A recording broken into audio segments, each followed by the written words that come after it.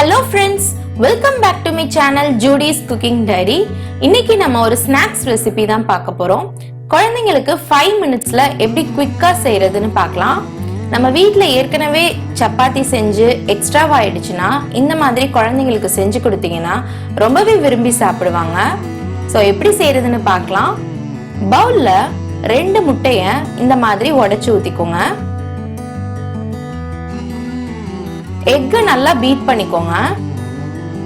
So நல்லா beat பண்ணதுக்கு அப்புறம் நம்ம ஒவ்வொரு பொருளா சேர்த்துக்கலாம்.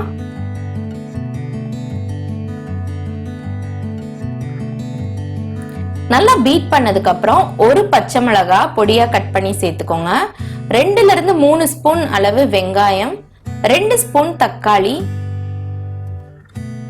கொஞ்சமா கொத்தமல்லி இலை சேர்த்துக்கிறேன், 1/4 ஸ்பூன் மிளகுத்தூள், 1/2 ஸ்பூன் மிளகாய் தூள், தேவையான அளவு உப்பு சேர்த்துட்டு நல்லா பீட் பண்ணிக்கோங்க. எவ்வளவுக்கு எவ்வளவு நல்லா பீட் பண்றீங்களோ அந்த அளவுக்கு உங்களுக்கு முட்டை நல்லா ஃப்ளஃபியா வரும். இப்ப நல்லா பீட் பண்ணியாச்சு. நான் இங்க 2 முட்டை யூஸ் பண்ணிருக்கிறதுனால 2 சப்பாத்தி செய்ய போறேன். சோ இப்ப நம்ம பீட் பண்ணதுல பாதியை ஃபர்ஸ்ட் ஊத்திக்கலாம். பான் நல்லா சூடானதுக்கு அப்புறம் 1 டேபிள் ஸ்பூன் பட்டர் சேர்த்துக்கோங்க.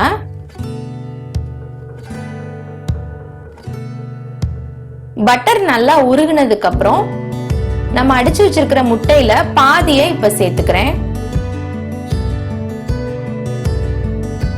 முட்டையை சேர்த்ததுக்கு அப்புறம் இந்த மாதிரி ஸ்ப்ரெட் பண்ணி விட்டுக்கோங்க.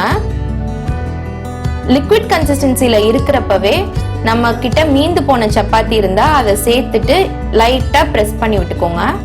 2 நிமிஷம் ஆனதுக்கு அப்புறம் நம்ம முட்டையை இப்ப திருப்பி போட்டுறலாம். அதுக்கு ஒரு தட்டு வச்சு இந்த மாதிரி ஃபிளிப் பண்ணிக்கோங்க. முட்டையோட இன்னொரு சைடு வேகணுங்கிறதுனால 2 நிமிஷம் திருப்பி பேன்ல போட்டு வேக வைங்க. நீங்க இதை இப்பயே கூட சாப்பிடலாம். பட் குழந்தைங்களுக்கு கொடுக்கறதா இருந்தா தாராளமா துருவின சீஸ் சேர்த்துக்கோங்க. அப்ப விரும்பி சாப்பிடுவாங்க.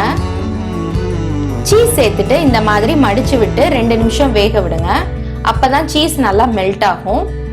பேனுக்கு லிட் போட்டு கூட நீங்க மூடி வச்சு 2 நிமிஷம் வேக வச்சீங்கன்னா நல்லா மெல்ட் ஆயிரும். அவ்வளவுதான், நமக்கு சூப்பரா ரெடி ஆயிருச்சு. இது கூட கெச்சப் வச்சு குழந்தைங்களுக்கு கொடுத்தீங்கன்னா கொஞ்சம் கூட மிச்சம் வைக்காம ஃபுல்லா சாப்பிட்டுருவாங்க. ஸோ இந்த ரெசிபி உங்களுக்கு பிடிச்சிருக்கும்னு நினைக்கிறேன். பிடிச்சிருந்தா என்னோட வீடியோக்கு லைக் பண்ணுங்க. மறக்காம என்னோட சேனலுக்கு சப்ஸ்கிரைப் பண்ணிக்கோங்க. நான் உங்களை நெக்ஸ்ட் வீடியோல மீட் பண்றேன். தேங்க்ஸ் ஃபார் வாட்சிங். பை.